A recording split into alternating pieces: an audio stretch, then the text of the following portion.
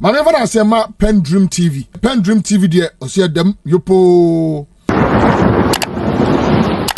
Memo akwaba e de ba PENDREAM TV so me so say na ni de kan ahwe na be subscribe to channel no click bell no so say the news to house on sabetimi aka na ntem no ahwe. Master Kwesi Pratt na be kasa afa vetting chaos e course of parliament appointment committee ho.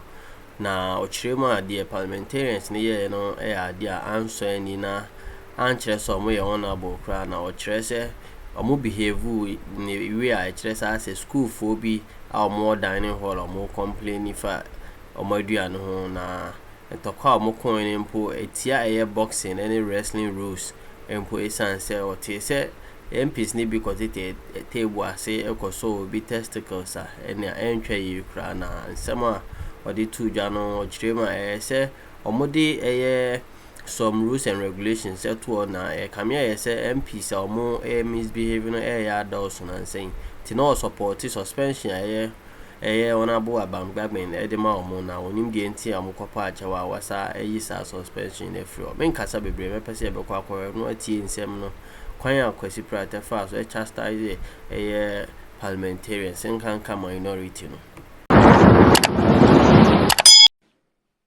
Well, first of all, what happened in Parliament was repugnant in the extreme.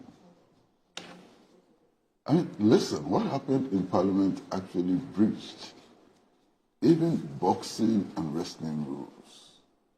You understand? And we've had statements made by members of Parliament, especially from the minority side, which must be exceedingly worrying. I read yesterday an interview which was granted by Kwesi Apia. You know, I think he's member of Parliament for Oda. Oda, yes. In which he actually stated that, you know, members of Parliament actually, this is morning television and it's difficult to say everything, but actually members of Parliament dived under the tables and attacked the private parts of people on the other side. Specifically Nelson Dapiamako. Yeah. But this is not allowed even in the boxing ring. But Nelson said it's not true, though. Who said? That's what he says. Dapiamako, he says it's not true. And that it's a silly joke. That's how he describes it. Well, but that's the contention between the two of them. Okay. Who am I to decide who is speaking the truth? Right. But this matter has come up. You understand? And I have known Kwesi Apia for a very long period of time. I mean, since his days as a reporter at Peace FM. And I think he's not given to making such silly jokes. You understand? So it's a serious matter. But even if you go beyond this, I saw the video clips in which a ranking member of Parliament is actually calling on his colleagues to turn tables. This, I mean, to a very large extent, it looked like schoolboys, you know, in the dining hall, complaining about too much pepper in the soup and so on. Absolutely regrettable. What happened in Parliament is not something that anybody can endorse. And I was shocked, you know, when I heard the minority leader say that after all, the damage which was caused was minor. How can you think like that? That the damage was minor? Should anybody destroy anything, minor or major? Unbelievable. Now, it is significant also that the only empirical evidence we have now is the survey which was conducted by Global Info Analytics. And that survey suggests that 72% of the Ghanaian people support the Speaker's action. Now, 72% is a very, very high figure. And I believe that perhaps, you know, perhaps even more than 70% support the Speaker's action. And that's important. I mean, all these things about rules and regulations and so on, ultimately, power resides with the people. And if 73% of the people of Ghana support the Speaker's action, it is something which is worthy of note. Now, after all the brinkmanship, all the things that happened, and so on, all the press conferences and so on Monday, the minority leader sent a memorandum to the Speaker of Parliament. And paragraph 2 of that memorandum is exceedingly interesting. I'd like to read it.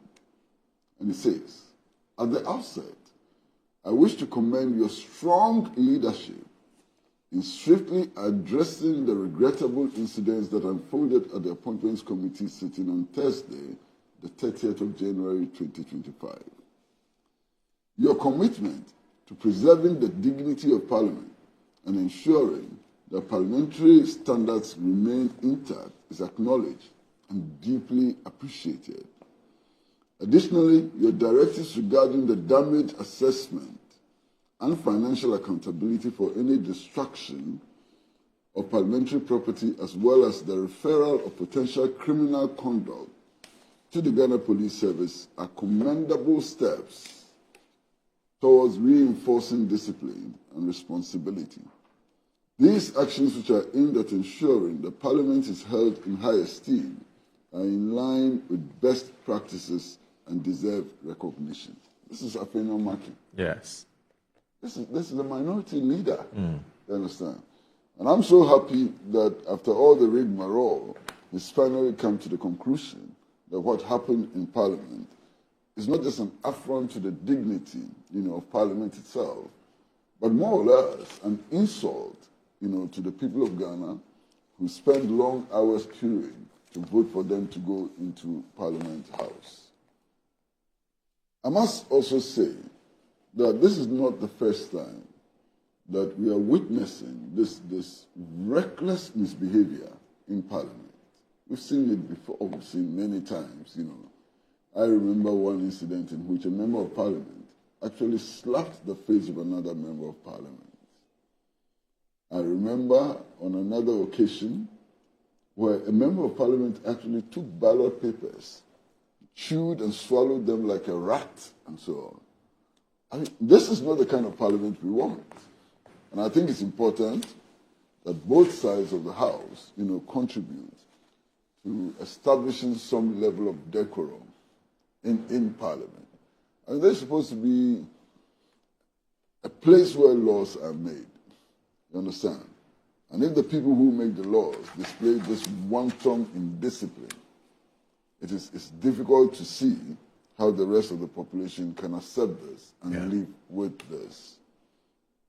Yesterday, the Speaker, after consultations with both sides of the House, and actually after this memorandum which was submitted by the minority leader, decided that the suspension of the 4 members of Parliament be lifted. Well, I think it's important for Parliament to work, and any concessions and so on which can be made in order to ensure that Parliament works, I think is in the right direction. However, I must point out very clearly, that deliberate attempts to disrupt parliamentary work does not sit well with democratic practice. Ultimately, decisions are going to be made in Parliament by voting, ultimately. And if at any time that part of Parliament realize that they are not going to carry the vote, they resort to secondary school indiscipline tactics and so on, then we cannot have Parliament functioning, correctly in the broader interest of all of us as Ghanaian people. I wish that these matters should be resolved nicely. And one of the issues which needs to be resolved very quickly is who pays for the damaged property, minor or major. And I think I can say with certainty that the people of Ghana expect the irresponsible parliamentarians who actually destroyed public property to pay for them. The Speaker has already directed that should happen anyway. He's done that as part of the consequential orders that he gave after the incident. Yeah. So these are my submissions. Right, but I'll just pick your thoughts briefly on this before I go to Dr. Tia Kabiru Mahama.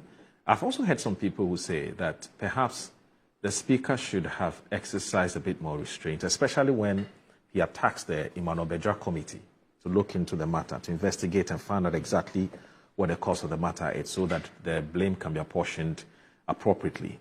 So you cannot in one breath be setting up a committee to look into the matter because you want to unravel exactly what happened. But in another breath, you're asking some people to go home and stay at home for 2 weeks. Something doesn't add up, and that it should have been either or. You're either suspending people and not be interested in investigating because the footages are clear. You know exactly what happened. You watch the video. You know who is responsible for what. I don't know where you stand on this, whether those who are making that argument are making some sense, or you think that what the Speaker did, even if it didn't have any sound legal basis, was right. I mean, putting the law aside, I mean, commonsensically, whether you thought it was a good thing to do. My brother, I've had the privilege of working in the civil service and also working in the public service. The practice of suspending persons before investigations commence is normal in the public service and the civil service. An allegation is made against you, and that's why you have the principle of interdiction. What is interdiction? And so on. So you are suspended, the investigation is carried out. If you're exonerated, you come back to work, and in some cases, adequate compensation is made, and so on, in some cases as well. So that's normal public service, civil service practice. Right. And even in government, there have been numerous occasions where people have been taken out of their jobs because they're being investigated. So many, numerous. When it comes to even criminal investigations, there are moments when the investigating authorities actually decide, to take persons out of their privileged positions because it is assumed that if they continue to be at post, they may influence the course of the investigations as well. So these are normal practices. Right. Normal practices which are applicable everywhere. I don't see this hula baloo over nothing. Well, I mean, the same memorandum that you're talking about, there's a portion of it, and I was actually looking for it because I was reading it yesterday, where the minority leader himself, who's also the ranking member of the Appointment and the Confirmation Committee, raises, of course, procedural issues and actually cites a portion of the standing orders that clearly spells out what the Speaker is supposed to do when there's such a problem or such a problem arises, and that he didn't follow that, and that's why he said procedurally the Speaker erred. But I don't want to bore you with the legalities and so on. I'm going to pick Dr. Kabiru's. I think we can discuss. We can discuss. Right, that's fine. That's fine. We can discuss everything. Because I wanted that portion is actually contained in that memorandum where he cites it. He gives more than 3 different. So he said the standing orders of Parliament provide clear and unambiguous procedures for disciplining members. And he cites orders 33, 129, and 130 specifically. And it states, and it talks about what you're supposed to do. You have it. And that's his interpretation. Okay. There are others who disagree. And I think that must be made clear. It must be made clear that the minority leader is not the Supreme Court. And, the minority leader certainly is not God. You understand? So this is his interpretation, and others are entitled to disagree with that interpretation. For me, unless you underestimate, the gravity of what happened on that night, respect for Parliament had ebbed to the lowest possible level. The population was angered, and so something needed to be done immediately in order to assuage, the feelings of people and so on. And that is repeated in the very second paragraph of the very memo referred to by the minority leader himself. You understand? So here is the Speaker of Parliament confronted with this situation, and he has to act. You understand? In order to restore some measure of respect for the institution of Parliament. And that's what he did. Okay. Now, those decisions were reversed based on discussions which apparently had taken place between the minority and the majority, and perhaps involving the speaker. So they have been reversed. I mean, what's the point? You understand? Look, I don't want a situation in which we all contribute to taking actions which undermine the credibility and respect of Parliament. Because if you do that, you undermine the very democratic system that we are operating. Yeah, because Parliament is not democracy. Parliament is at the base of the it. Democracy, yeah. So if you undermine Parliament, what is left? If you undermine Parliament, what is left? Yeah. And I think that we ought to be exceedingly careful. Okay. There's something which is very interesting, and you refer to statements which were made by the minority leader. Yes. The first statement which was made by the minority leader, referring to these processes and laws and standing order and so on, did not even mention the member of parliament of the majority side who had also been suspended. He spoke about 3. Yes. How is that possible?